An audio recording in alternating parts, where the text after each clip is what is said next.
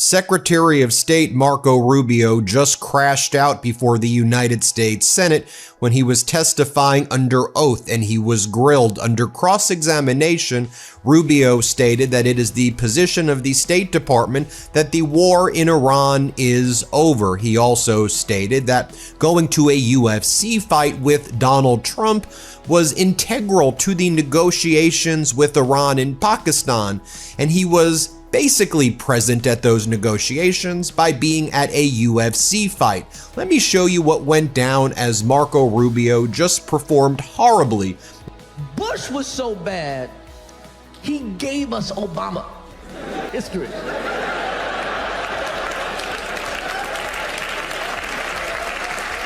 Thank you so much to everyone who has joined our membership. We are now 60 plus members strong. This is just $9 a month, and our goal is to reach 1,000 members so we can continue running America Facticity as an independent journalism platform without corporate funding, outside pressure, or influence. Your support helps us keep this work real, clean, and focused on the truth. If you haven't already, please like the video, share it, subscribe, and leave a comment so this video can reach more people who need to see this reality. Thank you again for standing with independent journalism. Chris Rock walked onto the Saturday Night Live stage in December 2024, just weeks after Donald Trump secured his second term. He didn't warm the crowd up. He went straight for the throat. "It's been a bad year for my people," he said. "Black people." He ran through Kamala Harris losing, Mike Tyson losing to Jake Paul, Hollywood imploding Diddy Luigi Mangione, and then he turned to Trump, riding high as president-elect. With the same rapid-fire energy that's defined American stand-up for 3 decades, Rock looked straight into the camera and delivered a line that's only gotten better with time. "Dude, it's the United States. We've had some presidents. This is not the most dignified job in the world. We've had presidents show up to inaugurations with pregnant slaves.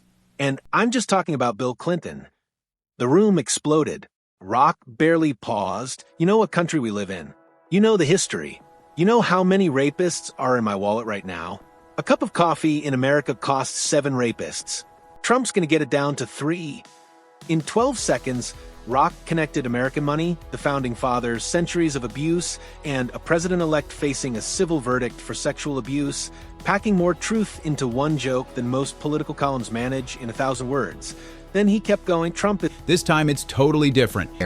The front page of China's main newspaper, China Daily, talks about the Chinese-Tajikistan relationship. Sino-Tajik ties enter new phase. That's the main story. Xi Jinping meeting with the leader of Tajikistan, not Donald Trump. Although Donald Trump's visit does get a sidebar on the front page of China Daily, and they put it on the sidebar on purpose of the front page. But you may be saying, well, what about the Chinese websites? What about Xinhua? What about CCTV? Well, I'm glad you asked. The CCTV and Xinhua websites at the moment, they don't mention Donald Trump's visit at all. They don't mention the United States at all. And as this one account says, those who are familiar with China know very well what this means. Those who aren't will learn soon. His social media platform, which has the dystopian name Truth Social, which is just all lies and propaganda, and he started attacking Fox, he started attacking Ro Khanna, he lost his damn mind, and then Khanna responded. This is the way, folks. This is how it's done. Hat tip to Democratic Congress member Ro Khanna for fighting fire with the truth and extinguishing the fire of lies, the cauldron of lies, with facts. We wrote on the Midas Touch Network account, Trump lashing out at Fox News, accusing the network of undermining MAGA and the Republican Party, and claiming that MAGA Republicans hate Fox. He blames Fox for making it hard for Republicans to win elections.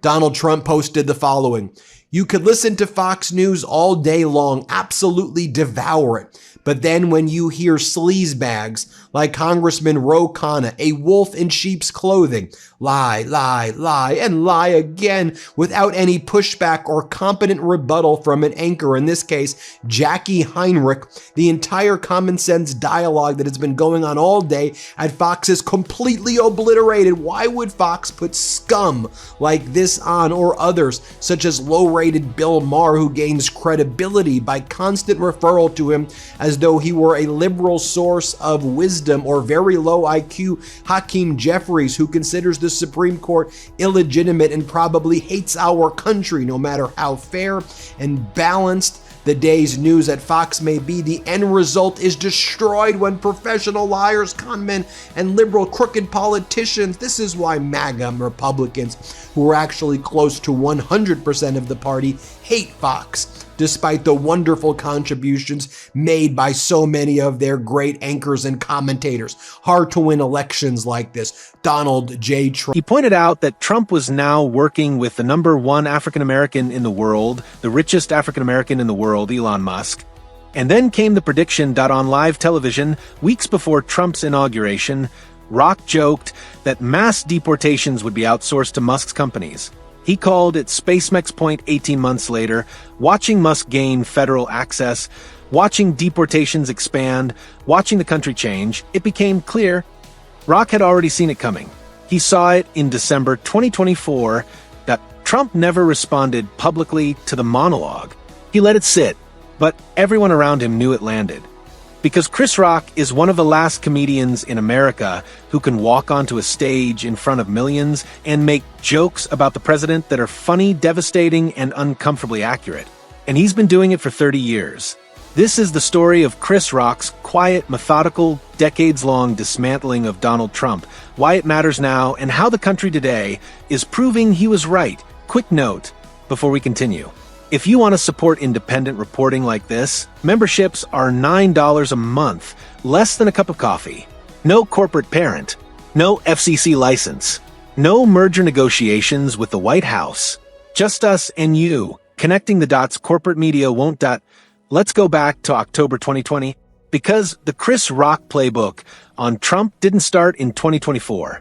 It started years earlier, when the COVID pandemic was raging and Donald Trump said yesterday, I don't care about the finances, like his direct quote. I don't care about the financial condition of the American people, not one bit, he said. Donald Trump also posting 51st state maps and now saying that Venezuela is going to be the 51st state. And that's how Donald Trump is behaving. You have Iran's ambassador to China posting the following message. The ties was what he wrote yesterday, as Donald Trump was on Air Force One. The ties between Iran and China as two countries and two ancient civilizations with deep cultures and strong relations which seek security, peace, and shared development in the region are stronger than that for America to be able to change Beijing's position toward Tehran by pressuring China. The Islamic Republic of Iran has announced its readiness to support the Chinese president's four-point plan aimed at establishing lasting security and shared development in the Persian Gulf region, an issue that was also emphasized during the meeting between the foreign ministers of the two countries. Any potential agreement must necessarily be accompanied by guarantees from the great powers and raised in the United Nations Security Council as well. China and Russia are two major influential powers, and given the position that China holds for Iran and other countries in the Persian Gulf region, Beijing can serve as the guarantor for the agreement. And nobody knew how to handle it. Donald Trump has been throwing a tantrum all day and is lashing out at state regime media, which calls itself Fox. That's right, Trump is lashing out and attacking Fox because they had the audacity to allow on one of their programs, get this, a Democratic Congress member, Ro Khanna, appeared on a program on state regime media which calls itself Fox. They tried to press him using Trump and MAGA talking points, and Democratic Congress member Ro Khanna calmly, coolly, and confidently brought the receipts and explained what the American people are really feeling right now under this despicable Trump regime. And the Fox hosts were left stunned. They were silent. They had no way to rebut the truth bombs that Democratic Congressmember Ro Khanna was dropping on live TV. And Trump was watching this and he was ranting and raving like, why are you just letting him say the truth? And he went